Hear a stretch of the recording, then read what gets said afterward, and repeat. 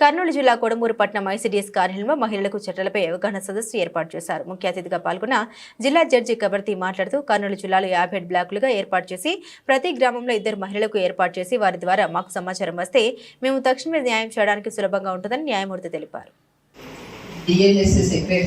ఈ ప్రోగ్రామ్ గురించి చెప్తానే వెంటనే అంగీకరించి కావాలి కదా, ఇలా పోవాలని చాలా మందికి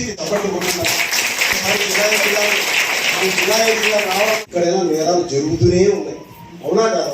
ఎన్ని చట్టాలు ఉన్నాయి మహిళల మీద, అన్ని చట్టాలు అందిస్తాము అని చెప్పి కొంతమంది దగ్గర దీని పేరు అందుకే వాళ్ళు విధాన్సే సమాధానం అన్నారు. అంటే చట్టం నుంచి పరిష్కారం, మనం చట్టం నుంచే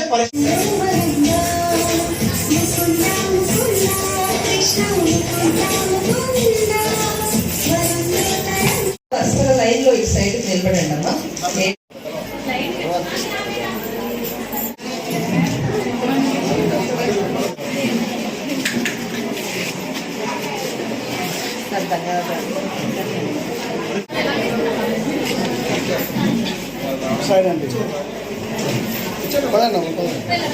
చేసి వాళ్ళకి ఈ చట్టాల పట్ల ఆడవాళ్ళ మహిళల యొక్క చట్టాల పట్ల అవగాహన కలిగజేయాలనే ఉద్దేశంతో ఈ కార్యక్రమం ప్రత్యేకంగా నేషనల్ కమిషన్ ఫర్ ఉమెన్ వారు డిజైన్ చేసి పంపించారు. దీంట్లో ఈ గ్రామాలు కూడా హైకోర్టు వారే సెలెక్ట్ చేశారు. బ్లాకులు అంటారు, గ్రామంగా బ్లాక్ 59 బ్లాకులు. ఈ బ్లాక్కి 60 మందికి చొప్పున ఇది చేసి 60 మందిలో 2 తీస్తాం, 2 సెలెక్ట్ చేస్తాం.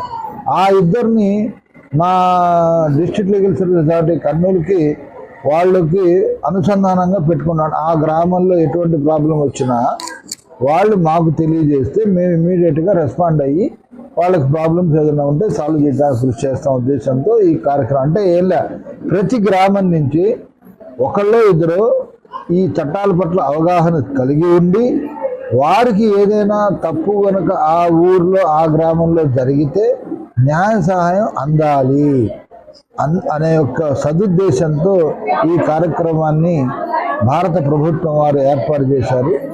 వారి యొక్క సలహా సూచనల మేరకు, ఆదేశాల మేరకు, మా సుప్రీంకోర్టు వారి యొక్క ఆదేశాల మేరకు, మా హైకోర్టు వారి ఆదేశాల మేరకు మేము ఇది చేస్తున్నాం. ఇది ఫస్ట్ ఇది కోడుమూరులో గ్రామంలో ఫస్ట్ క్యాంపు.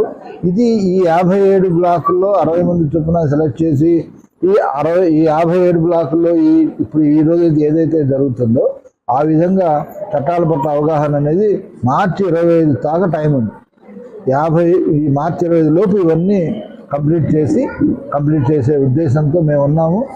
అందరికీ కూడా ఇక్కడికి వచ్చిన వాళ్ళందరికీ కూడా గవర్నమెంట్ వారే భోజన సదుపాయం ఏర్పాటు చేశారు. ఈ 60 మందికి కూడా, అంటే భోజనం అంటే షడ్రుచులతో కాదు, మినిమం వాళ్ళకి అవగాహన, మినిమం ఆహారం